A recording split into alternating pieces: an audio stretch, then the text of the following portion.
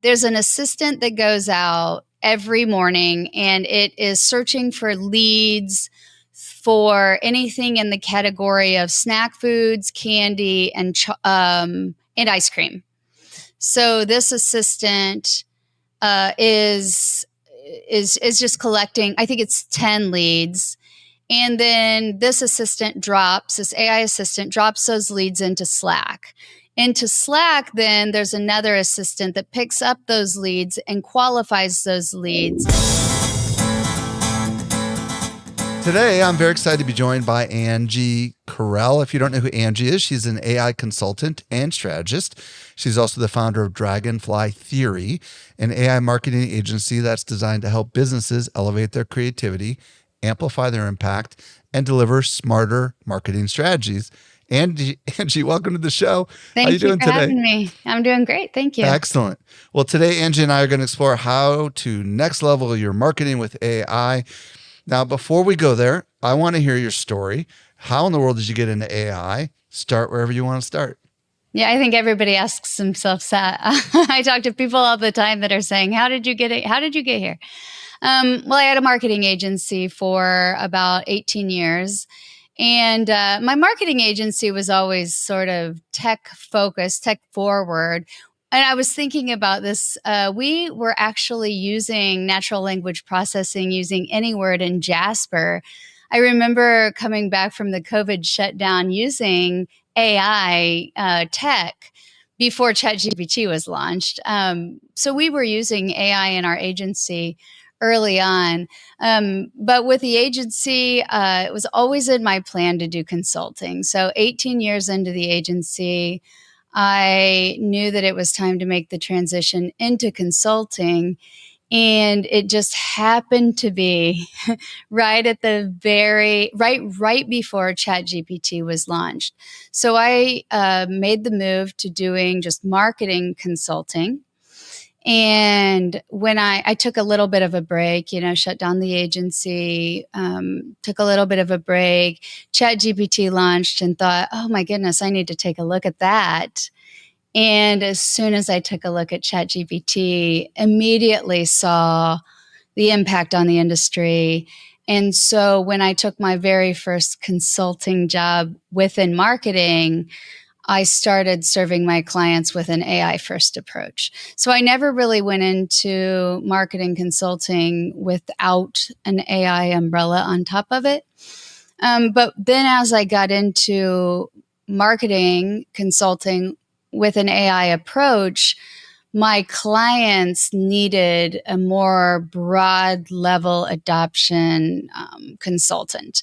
So I would get into the marketing teams and I would help them understand Gen AI, but then they would need help with the HR department and even production across the departments. And so I became the person that would teach, other people Gen AI. And through just sort of an organic evolution, I became a broad scope Gen AI consultant. And then in order to force myself to learn and continue to evolve, I started teaching workshops, I started training people and so on and so forth. And so over the course of 3 years, basically, I turned from marketing AI to broad scope. And then after I felt like I had exploded and learned enough, I now then pivoted back to have more of a marketing focus. However, I do have Dragonfly Theory, but I am still fully immersed in broad scope AI consulting as well. Why don't you explain what Dragonfly Theory is? So Dragonfly Theory is a new model of marketing agency. And the reason I created Dragonfly Theory is honestly, it's because I was meeting with agency after agency, marketing agency after marketing agency, telling them, you have to rethink your business model. This is not going to be sustainable. I promise you in 2 years, this will not last. And I said I kept shaking, trying to shake the trees, getting the leaves off. Nobody would listen to me. And I sort of, took the stance as if they won't listen, I will build it myself. And so with Dragonfly Theory, so backing up a little bit, with my Gen AI consulting business, I reimagined it several times throughout my 3 years. I learned what clients needed. I adapted. I learned. I adapted. So I reimagined the services I was providing, and each time I adopted new AI tools. I used them. I became more efficient.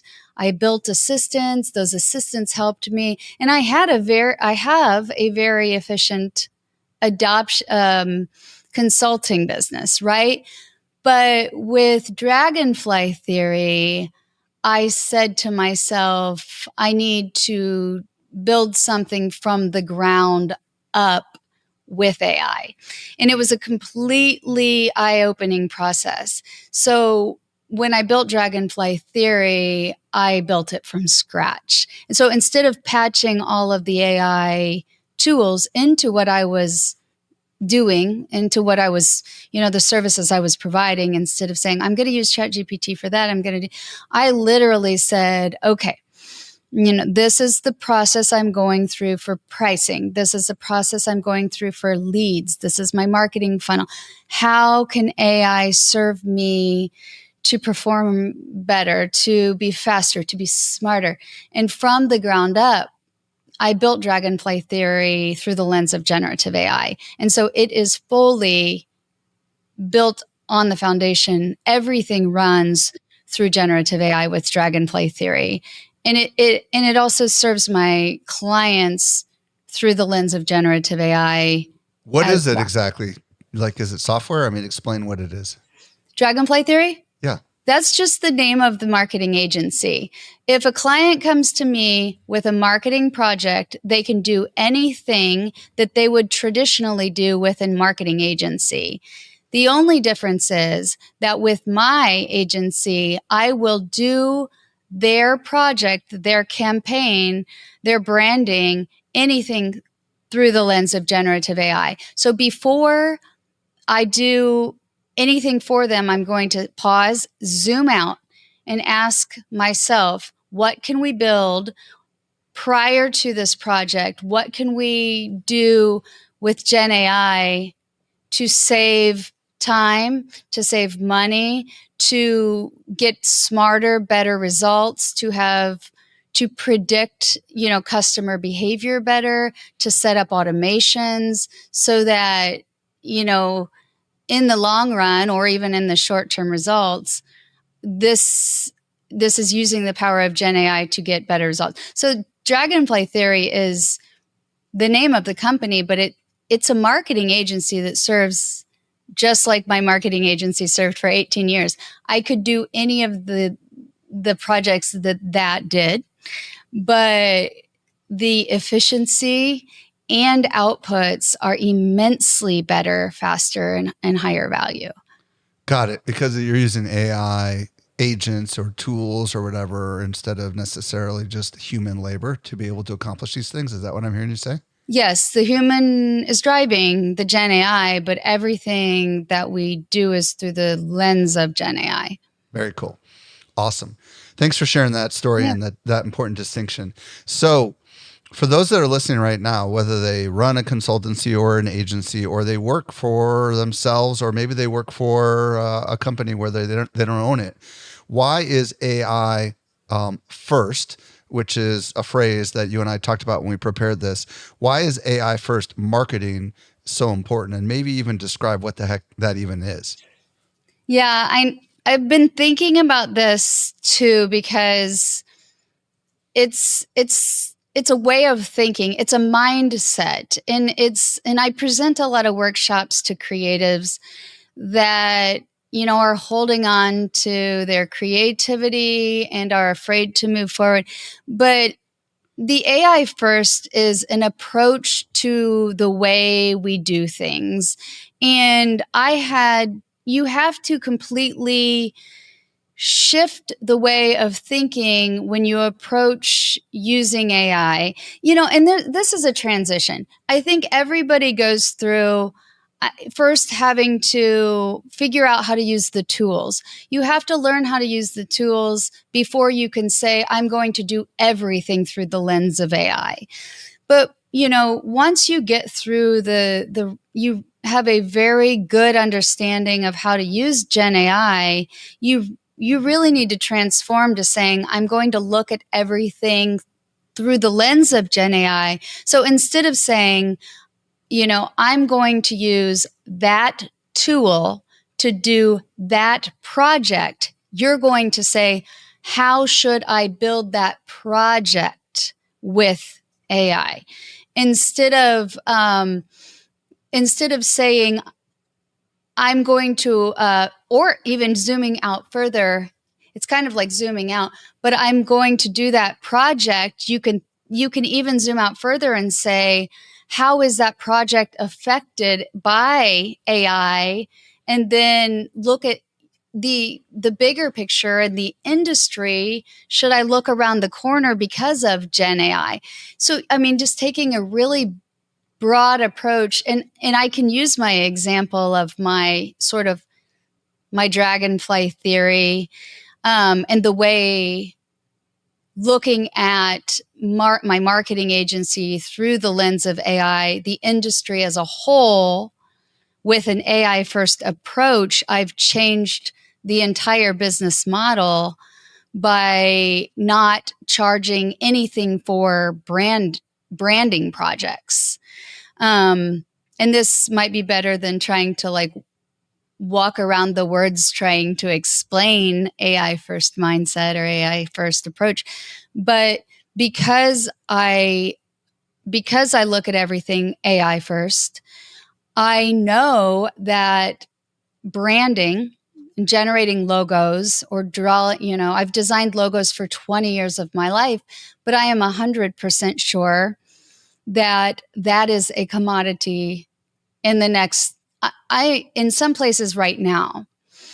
If you have an ideogram or ChatGPT account and you understand prompting, you can create stunning logos within minutes, seconds right now. And I've been generating logos for my friends for 3 years now with ideogram, with accurate text to their liking.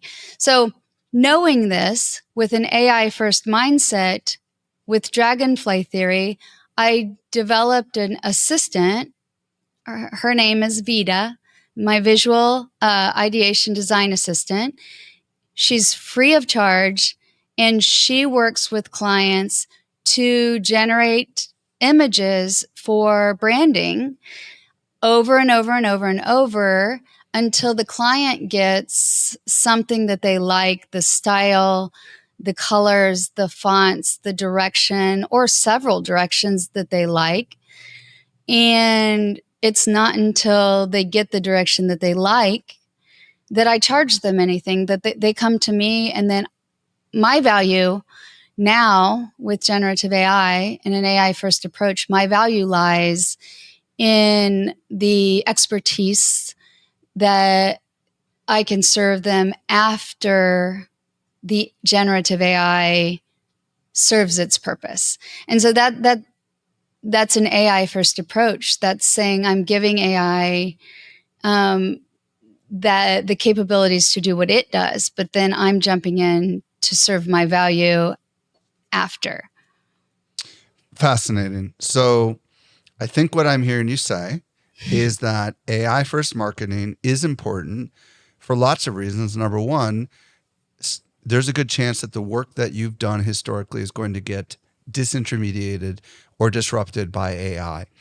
And if you can, for next to nothing or at a very low cost, have AI do a lot of the work, then you can bring your human value into it later. So here's a crazy example. I have a nail in my tire, and I called Discount Tire, and they said, come on in and we will replace the nail for free. And I said, I'm happy to pay to have the nail replaced. And they said, nope, we do it as a service for the community. Now I know why they're doing it, because they're going to check my tires. And if I need new tires, their hope is that I'm going to use them for the tire replacement. Is this kind of the same concept of what you're doing with by giving this thing away for free? I love Discount Tire, and we always go to Discount Tire for that reason. I don't know. It's not exactly the same thing. It's seeing, for me, it's seeing around the corner. It's understanding where Gen AI has the most value, or where Gen AI fits into the world that's coming, and where I fit into the world that's coming. I, you know, 9 times out of 10, first of all, if a client generates a logo and that's the logo they run with, that's not going to be a customer of mine. If a client generates a logo and say, this is the, the style that I like and the direction that I want to go, what do you think for my brand identity, my storytelling? That's a client that I will work with. So that's just the tip of the iceberg as far as a marketing agency is concerned. They will then rely on me for, like Discount Tire, you've built the trust. You're going to go back to them because you trust them and you have a relationship with them. So, with creatives and agencies, and I talked to an agency who had a client that had generated a logo and taken the logo to the agency, and said, this is what we'd like. And the agency was like, oh my gosh, no, we can't. And I was like, just go with it. But people hold on to what they love. And then I get that, but we're turning a corner, and that it's not, you have to understand where your value lies when these types of transformations happen. And I don't feel that my value is less because somebody can generate their vision. I now don't have to go back and forth and try to figure out what's in someone's head anymore. They can do that with my assistant. And I don't charge for it. And they can do that, and they can get something close to what they think. And then I can take it from there. So it's a different approach. There's 1,000 reasons other than that for an AI first approach to marketing, because there's data and there's automations and speed and efficiencies. But that's an example of zooming way out and saying, what's around the corner for my industry? And how do I address that with the tools that are in front of me? Love it. Okay, so let's say that we want to be an AI first marketer, and maybe we have no interest in creating logos for people, right? We just want to kind of, we agree that having a mentality where we need to use AI in a pretty dramatic way is going to be an important part of our career as a marketer. Where do we begin? Well, where do you begin as far as internally, like adopting the tools yourself? And well, yeah, I mean, like, when we were talking about like our line of questions, how do we know where we should apply, to be an AI first marketer, right? We've defined what AI first marketing is, but really, like, where do we start before we actually, like, let's just say conceptually we agree that we want to be an AI first marketing. What's the first couple things we need to be focused on? Yes. So, I mean, like I said, first of all, it's a mindset shift. Mindset shift. Yes. Yeah. Mindset shift. Whereas everything that you do, you have to think, can I make this faster? Can I make this smarter? And can I make this more valuable with AI? But then after that, you have to actually dig into the use cases. And so I always like to start by finding the most practical, applicable use cases. So digging into what are you doing right now that can be, that can be that you can use AI tools for. So there's 3 things that I usually look for. Is it data driven? Because in marketing, anything that's data driven can be, I always say, I'm 100% sure it can be solved, at least mostly with AI. If it's data driven, if it's repetitive, or if it's generative in nature. And so if it falls into those three categories, and with marketing, if you think about the projects that you do, almost everything, and I think marketing is unique in that almost everything does fall into a generative AI corner. So is it data driven? Is it repetitive? Or is it generative in nature? And if it falls into those three categories, then you're going to take a look at those projects. Explain what generative in nature means, just for those who might not understand what you mean by that. Generative in nature is anything that you would generate, like copy for social media posts, copy for blogs, even and now images, videos, and music. But if you would, and it would be normally probably writing, Mm-hmm. or illustrating or drawing or photographing. Those would be the things that would fall into the category of generative by nature. Okay, so what I'm hearing you say is that if there is an opportunity to, if it's data driven, that's something AI can help you with.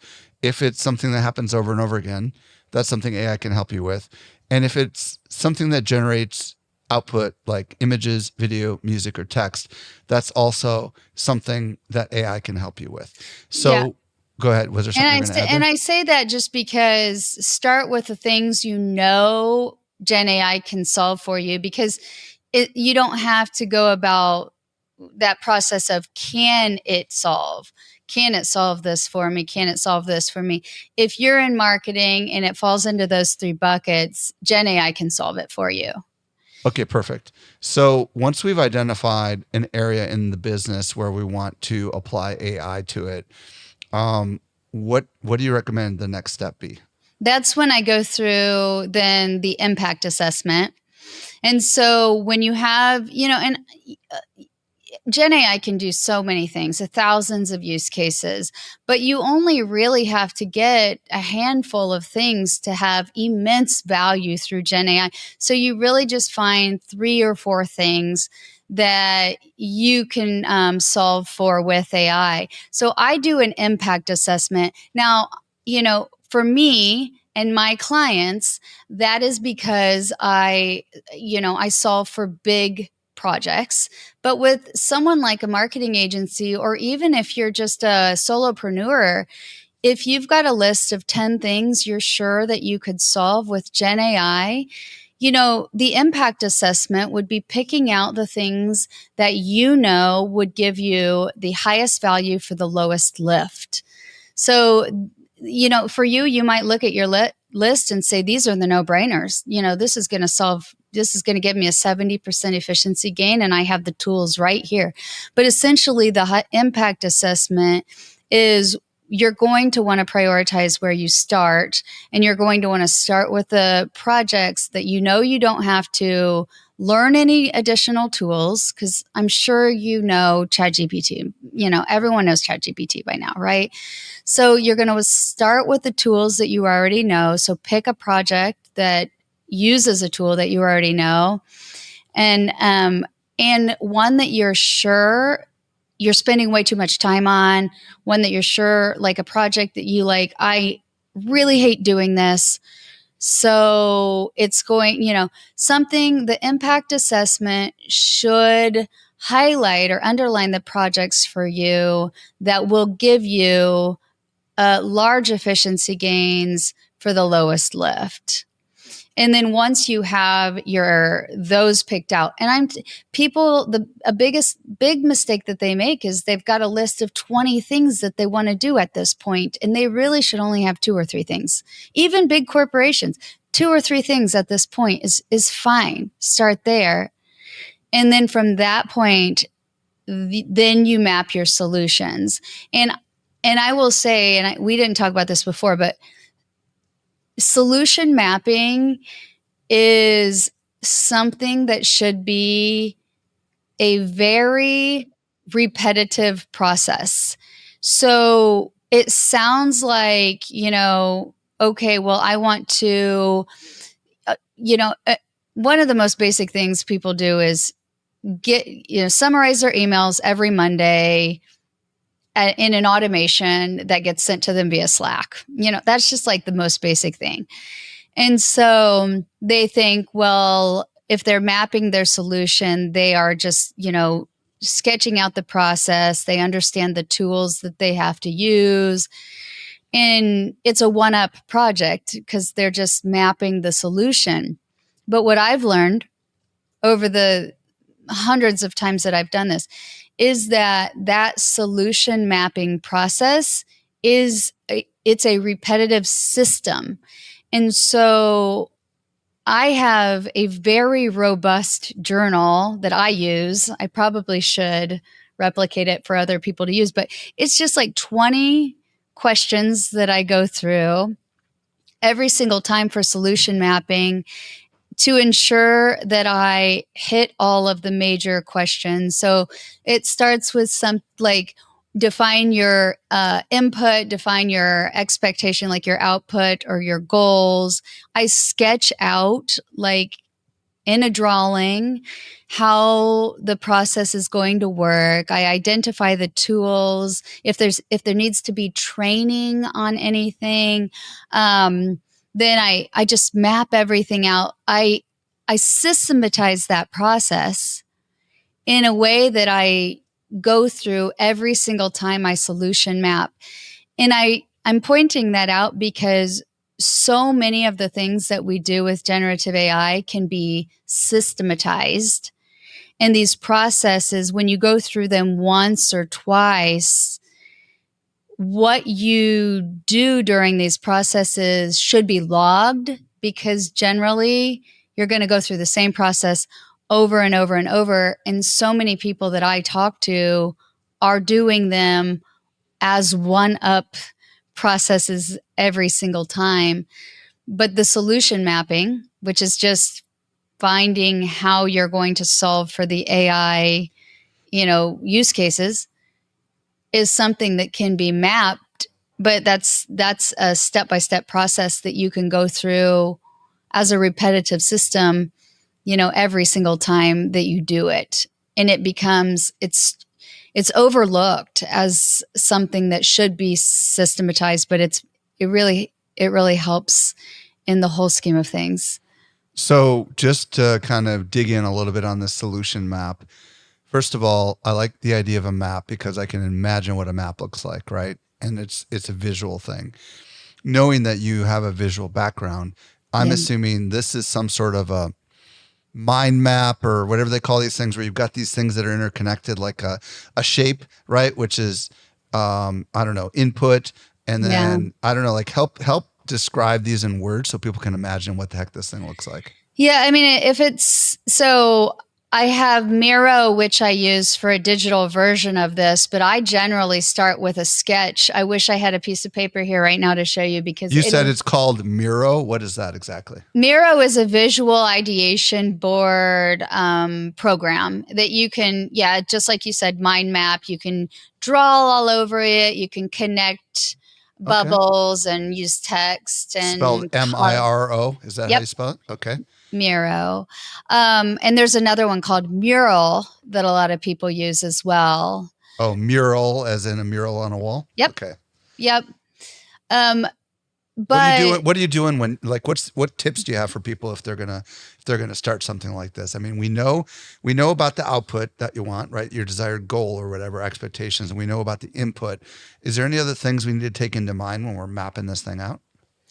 It just depends on the use case, but I start with a pen and paper, and I just want to reiterate that because I do go to the Miro, but I always start with a pen and paper, because what I do, my process is I write my starting point, so my input, and then on the other side of the piece of paper, I write my output, because we all know that. We know where we've decided our use case, so we know what we have. We have a messy inbox, and then we want a summarized, clean, inbox on Monday mornings. And so from that point on, you can even just draw a line across from one bubble to the next if you're a visual person. And if you're not, you can just do an outline version of this, whatever works for you. But then from there, whatever steps needs to be taken from getting point A to point B, that is the solution mapping. And is AI helping you map this, or are you doing this yourself? So my process is to draw it out. I am very visual. And then I take a photo of that. I upload my photo into ChatGPT. And then from ChatGPT, I ideate what I need to do in order to automate or make that use case happen. So you had a coding example. Maybe you could use that one as an actual example, if that makes sense. With my automations. Yeah, I think you did some coding somehow to help you with this. Is that I right? I have done coding. So if I was working on my website, I think that's right. well, when I did my Dragonfly Theory website, I had oh my goodness, this was a disaster. But I had my entire website just sketched out on a piece of paper, and I had identified areas on my website in which I needed to utilize. This is a little bit different because this isn't like identified use cases, but this is identified areas in which I need to utilize AI to help me augment my work. And so I had identified use cases on my website, areas that I needed help with. And one of those areas on my website on Dragonfly Theory was a button in which I needed to generate code. And it was, it was a let's chat button. It's probably not a good example because it's not very visual, but I was able to generate the code with ChatGPT. So what I did was I screenshotted an example of a button on someone else's website that was exactly like what I wanted. And then I took a photo of the sketch of my map that I had hand drawn. I uploaded both of those into ChatGPT, and in ChatGPT, I explained the animation that I wanted to happen with this button. I said, when the button is hovered, I want it to move to the left. I want the text to turn pink. I want there to be a shadow underneath it. And then when it's clicked, I want it to do this, that, and the other. And then generate the code for me to make this happen so that I can copy and paste it into a code box in Wix. In the first try, it generated that code for me. So it's a little bit different than what we're talking about right now, but it's not mapping out a solution, but that's how I created the visual with what was on my website, with telling it what I wanted to do with the code. Well, and if you were to map out the solution, hypothetically, it could be on the left is the input, which is the copy that you've already created for your new website. And on the right could be the finished, beautiful website that you choose to design. And I would imagine in that hypothetical, you could use AI to help you identify all the middle steps that are necessary. Yes. And backing up and doing the website, use case identification would have been prior to doing the website. Right. That would have been a step in the very beginning of the process. So that's just a little bit further on of, once you start using AI, it becomes so folded into your routines that you're just using it for everything. So, but the mapping out the solutions is really important when you're trying to create something that happens from point A and has steps until the final result is down here. And with marketing and And especially task-based use cases and workflows, there's multi-steps in between that gain massive efficiencies. So that's why it's so important to map those out. Yeah, and just to be clear, if you don't understand how AI can assist in those steps, presumably you're taking a process that you have historically already done before, right? Yeah. And you do it without AI. So when you're solution mapping this, you're identifying all the tasks that are involved to go from the beginning of the task to the end of the task. Is that correct? Yeah. And then Well, then are you figuring out how AI can assist in that? Is that what comes next? yeah. And I mean, you do have to have kind of a grasp on at least what Gen AI can do. Right. And understanding like big picture what Gen AI can do. But I can give you an example of a multi-step like assistant task Sure. that I created. There is an assistant. This was an example that I created for a workshop. So it's a little like funny. There's an assistant that goes out every morning and it is searching for leads for anything in the category of snack foods, candy, and ice cream. So this assistant is just collecting. I think it's 10 leads, and then this AI assistant drops those leads into Slack. Into Slack, then there's another assistant that picks up those leads and qualifies those leads. So the qualifier is only supposed to grab the leads that have products that have chocolate. And then that assistant drops the companies with chocolate into Slack as well. And then there's a blog writer that picks up those companies and writes blogs about the products that have chocolate in them. And then the blog writer drops the blogs in, and then the social media writer writes social media posts about the blog, and then there's a repurposer. So the repurposer grabs the blogs or the social media posts, and anyway, so forth. You see this long string of things. And so you're going from a lead generator all the way down to a social media content repurposer. And there's multiple steps in between that. That process happens in a matter of a minute, and all the transactions are happening. So this is an advanced level. This is not a simple use case, but this is where people want to get. You map out every single step of that process, and it's not just the exchanges that happen from the assistants. It's a whole lot of things that are going on in the background, and it gets very, very complex and robust, and you need to be able to understand all the steps of the process as well. So, if you're shooting for the stars and that's sort of your end goal. So if you think just one assistant to the next, that one little handoff, that's a solution map. I see. Mapping that out, drawing that out, understanding how that works, that starts with a pencil and paper. So what happens after we're done with the solution map? That's when you implement, and then you follow up. So once you do the solution and you understand what you have to do to build the solution, sometimes it's just as simple as adopting the tool and learning the tool and using it.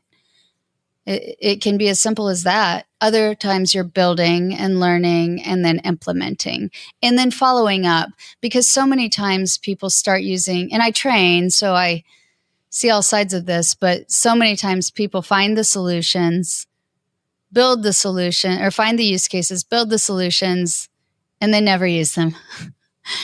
It's unbelievable. And so you have to, follow up, use them, make sure they're successful, tweak them, and have some sort of just accountability that you make sure that if they aren't successful, you keep changing them until they are, because you've gone through the work to find them. But yeah, it's a process, and it's worth it in the long run, even though it sounds complicated. So I think one of the questions people might have in their mind is, if they've mapped out the path for an existing process that historically is done as part of their marketing.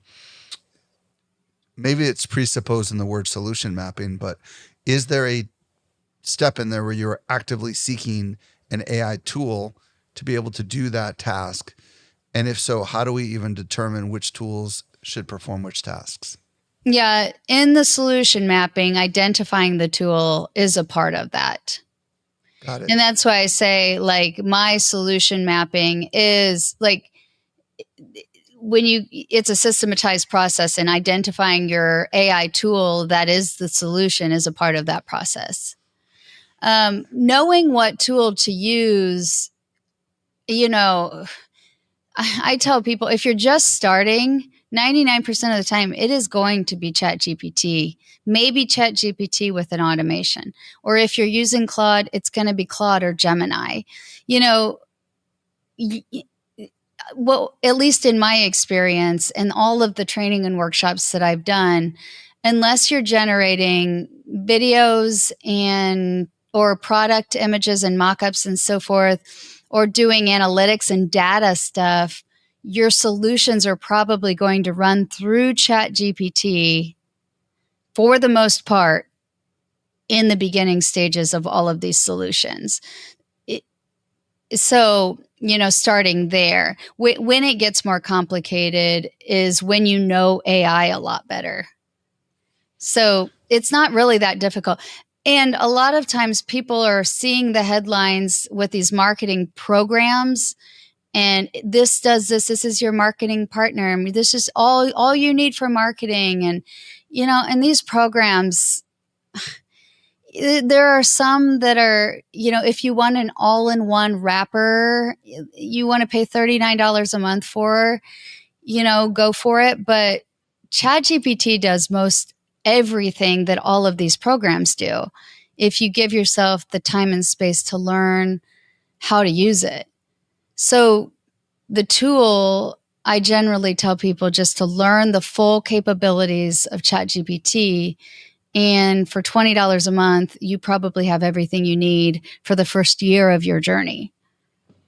And I don't know if you have better or you have different advice on that, but that's... I mean, I use Claude. Or Claude. I love Claude. I use Claude because I feel like it's a superior writer, but I do agree that ChatGPT, as of today, has more advanced functionalities like deep research, and the ability to do public custom GPTs where Claude's projects are private.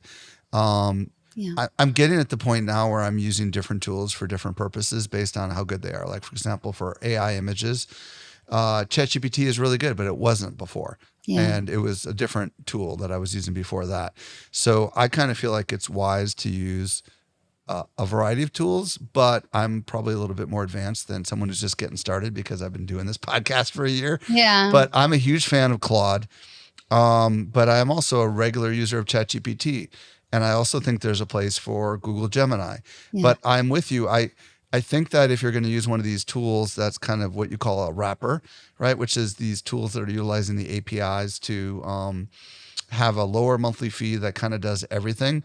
I feel like you're missing out on a lot of the native built-in features that ChatGPT and Claude are included, like the ability to do simple searches across everything, project management, memory, just all the stuff that you're not going to get if you're using a third-party tool.